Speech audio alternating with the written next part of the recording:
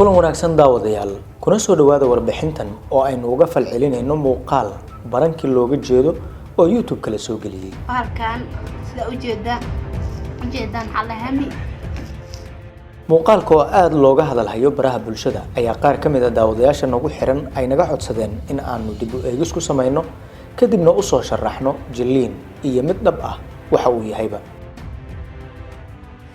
si aan daawadayaasha qaar u xusuusino muuqaalka waxa uu ku saabsan yahay gabar xaas matalaysa oo ninkeedii shaaha ugu daraysa daawada dareenka raganimada xoojisa. waa muuqaal 10 daqiiqo soconaya waxa ka soo muuqanaya 4 qof oo dhalinyaro ah, 3 gabar iyo 1 wiil, kuwaas oo jilliinka sheekada qayb ka ah. marka aan ku dhahayo jilliinka qayb ka ah waa dhab waxaan ka hadlayaa muuqaalka ay uga gol leeyihiin barankiga, laakiin dhab ahaantii ah ruwaayad wax yar dhiman.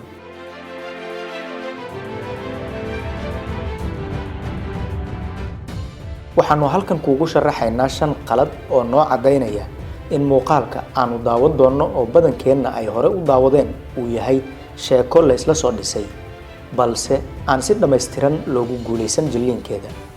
dadka sheekada soo dhisay waxa ay uga gol lahaayeen in ay daawadayaasha u arkaan baranki, laakiin waxa iska cad in uusan baranki ahayn. sidii aan muuqaalkii horeba ku faahfaahinay, baranki waa muuqaal qof looga qaraaxaysanayo asaga oo aan ogeyn in kaamira laga duubayo, laakiin haddii uu qofku ka dherigsan yahay sheekada iyo kaamirada meesha ka socota markaas lama dhihi karo baranki ee waa ruwaayad, weliba waa khiyaano lagu marin habaabinayo aragtida iyo dareenka daawadayaasha. maxaa yeelay iyada oo sheekada lagu soo heshiiyey ayaa daawadaha loo sheegayaa in uu baranki yahay, taas ayaana ka dhigaysa khiyaano daawadaha loo maleegayo.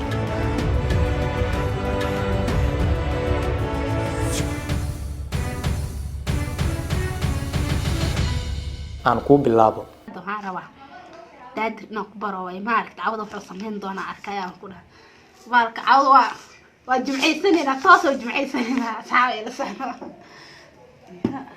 marka hore maadaama ay sheekada muuqaalkan ku saabsan tahay gabar xaas ah oo rabta in ay ninkeeda shaaha ugu darto daawada xoojisa raganimada ama kicisa oo adkaysa dareenka taranka, muuqaalka iyo sheekada uu ka tarjumayaba waxa ay si u yar balmarsan yihiin muuqaalada caadiga ah ee lagu soo bandhigo sheekooyinka caadiga ah ee YouTube-yada ama qaybaha kale ee warbaahinta la soo geliyo. marka aan sidaas leeyahay, in badan oo naga mid ah ayaa ka warqabta anshax iyo dhaqan ahaan sida ay wax badan uga qaldan yihiin sheekada muuqaalkan lagu jilay. sidaas darteed ma rabno in aanu arintaas ku dheeraano. kaliya muuqaalka waxaanu ka eegi doonaa ma yahay baranki mise ma ahan.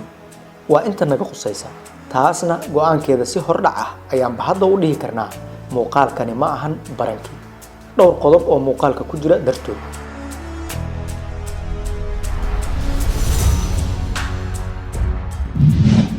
qodobka koowaad, shaah waqti hore koob lagu sii diyaariyey.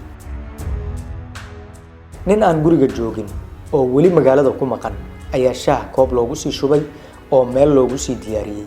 kadib shaahaasi oo qaboobay ayaa inta loo soo qabtay la siiyey, isna waa uu iska cabay. ogow, shaah kulul ayaa tarmuuska ama falaaska ku jira, mana uusan damcin oo midkan qabowga ah ayuu iska cabay. ilmaha yar ee Soomaaliga ah xitaa ma cabo shaah koob ku jira oo waqti badan meel iska yaalay, ayadoo la heli karo mid kale oo kulul oo falaaska ku jira. sidaas darteed arintaas waxa ay noo xaqiijinaysaa in waxani ay yihiin muuqaal ruwaayad u eg oo magac ahaanna loo bixiyey baranki. qodobka labaad, albaab ama irid la sheegay in la xiray haddana dadka ay iska soo galayaan ayaga oo aan laga furin. albaabkan soo xirtay wasa uu ogaado macnii qofka soo galaya rabo waxa albaabka soo xirtay fahanteen kaamirada ay qas. gabadhu waxa ay noo sheegtay in ay albaabka soo xiratay, sababta ay sidaas u yeeshayna ay tahay in ay xaaladda xakamayso oo aysan cid kasta ka soo duldhicin. laakiin maxaa dhacay? yaa way yaa way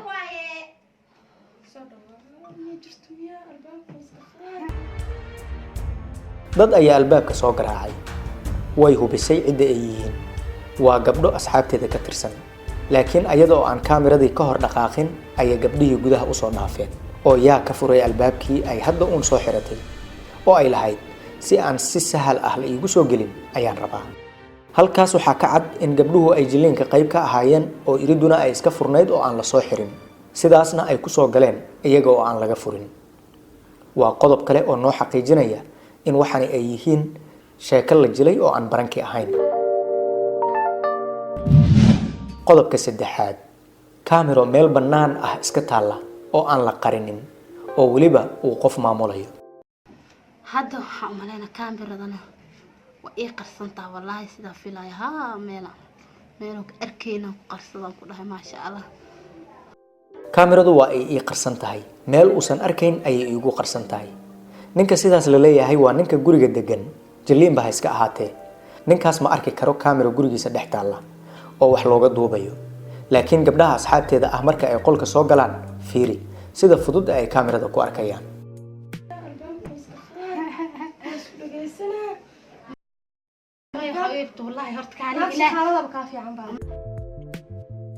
bal isweydii kaamirada ay gabdhaha sida fudud ku arkeen, sidee ninka gurigiisa ay dhex taallo uu ku arki waayey?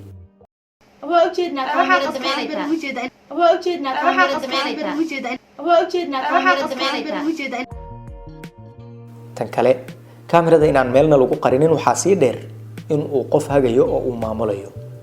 inta sheekadu socoto dhowr jeer ayaa muuqaalka iftiinkiisii la kordhiyey marna la dhimay.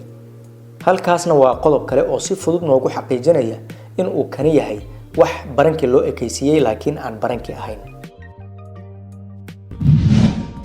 qodobka afraad, guriga oo aan ahayn mid ay si rasmi ah u degan yihiin, keliyana sheekada uun lagu jilayay.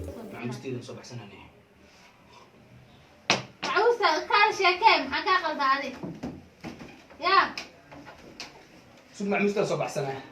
معموستة. إنت قلت معموستة لكن. قلت محا ماشي. يا. معموستة عقدت. waa nin magaalada ka yimid shaqo ama dana kale saacado badan ku soo maqnaa. gurigiisa ayuu soo galay, haddana ma yaqaano halka ay taallo macawiistiisa ama hoosguntigiisa. sow la yaab maahan. aan badhahno way dhici kartaa in uusan meelba ku ogeyn oo saaka markii uu guriga ka tagay ayaa gadaashiis guriga la hagaajiyey. laakiin dhowr mar ayuu weydiinayaa, waana loo sheegayaa in ay isla qolku un taallo. maxay ku dhacday? caadiyan marka ay Soomaalidu sheeko jilayso ayaa sidaas hal eray ama hal su'aal loogu celceliyaa oo qofka jilaaga ahi uu ku soo celcelinayaa dhowr jeer ilaa maskaxdu ay ka soo qabato erayo kale oo sheekada lagu sii wadi karo. cilada ay sidaas ku imaan kartana waa iyada oo sheekadu aysan qornayn isla markaana qofka wax uun uu jilayo. sidaas darteed sheekadana kuwaas ayay qayb ka tahay. u fiirso, waa nin macawiis weydiiyey loona tilmaamay halka ay taallo. qolka ayuu ka soo noqonayaa isaga oo weli surwaalkiisa xiran. aaway macawiistii uu rabay in uu soo xirto, muxuu u soo xiran waayey? haddii ay run tahay in ay guriga degan yihiin, toos ayuu u abaari lahaa qolka jiifka, kadibna waxa uu soo bixi lahaa isaga oo macawiistiisa ama hoosguntigiisa xiran. waa qodob kale oo noo xaqiijinaya waxani in aan baranki la dhihi karin. qodobka shanaad, shaaha oo uu dhowr mar ka baday kadibna waaba la saaqay. kabashadii koowaad ee shaaha iyo marka uu gabadha soo qabtay ee uu xaggiisa u soo hitiyey waxaa u dhaxaysa 3 iyo 40 ilbiriqsi oo keliya, xitaa ma dhama hal daqiiqo. sidee ku dhici kartaa in qofka daawadii la cabsiiyey uu markiiba xaalad dareemo? tan kale, dawadan soo ma ahayn oo keliya mid awoodda lagu xoojiyo, mise waa mid qofka xaalad degdegsiimo ah ku abuurta? su'aalaha qodobkan ku saabsan jawaabahooda adinka ayaan idin deynayaa.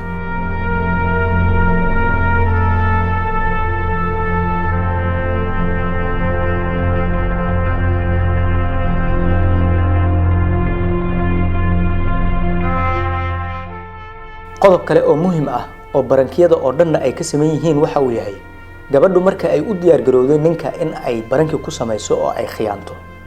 diyaar garowgeeda markii ay dhamaysatay isla daqiiqadiiba ninka hore ayuu albaabka ka soo garaacay. barankiyada kale oo dhanna waa sidaas oo waqti badanba uma dhaxeeyo marka qofka khiyaanada loo diyaariyey iyo marka uu albaabka ka soo galayo.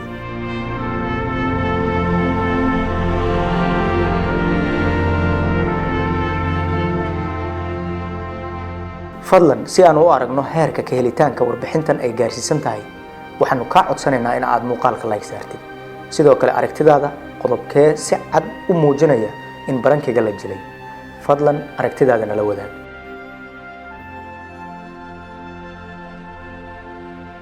inta aynu warbixin kale ku kulmi doonno waxaan idinku dhaafaynaa sidaas iyo nabadgelyo